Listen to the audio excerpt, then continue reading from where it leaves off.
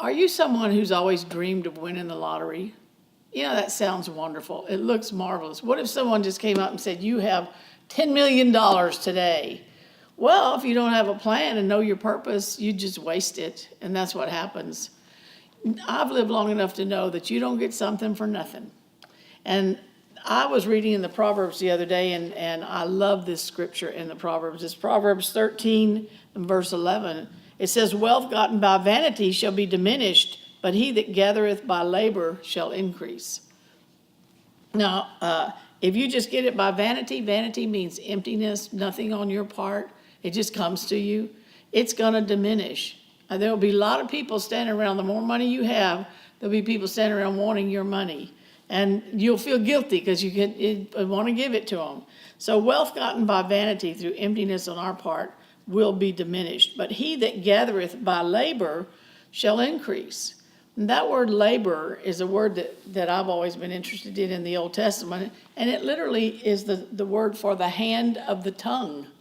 In Proverbs 18, it says, death and life are in the hand or the power of the tongue.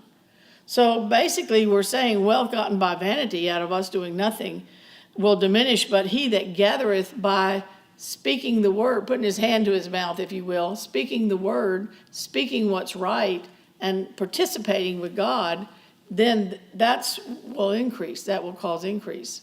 One day the Lord gave me 5 points, and he said, this is how you prosper. And so I quickly got my pencil and wrote them down. He said, find your field and your place of service. Like Ruth found the field of Boaz, and she increased there. Find your field. It's not his will that we be out of church. God has an assigned church for each and every one of us, a local church. He puts us in the body as it pleases him. And then you're to tithe faithfully in your field, your field of service. Tithe faithfully.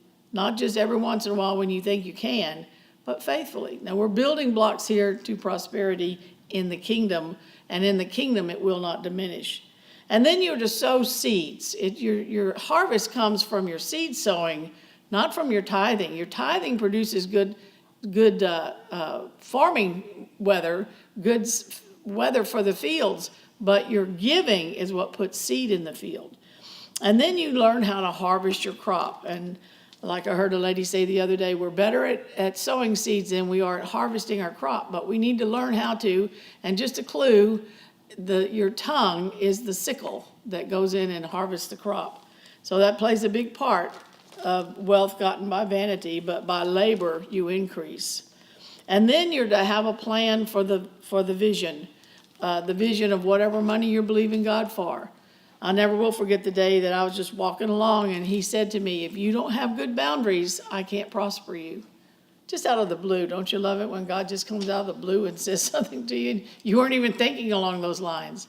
And it dawned on me, he said, if you don't have good boundaries, you're like a bucket with a hole in it. And you have to learn how to withhold, give, and to receive and to give. To receive and to give. And we have to learn when to give and when not to. So those 5 things: find your place, tithe faithfully, sow seeds, harvest your crop, and have a vision. And you'll be doing really well in Jesus' name. God bless you.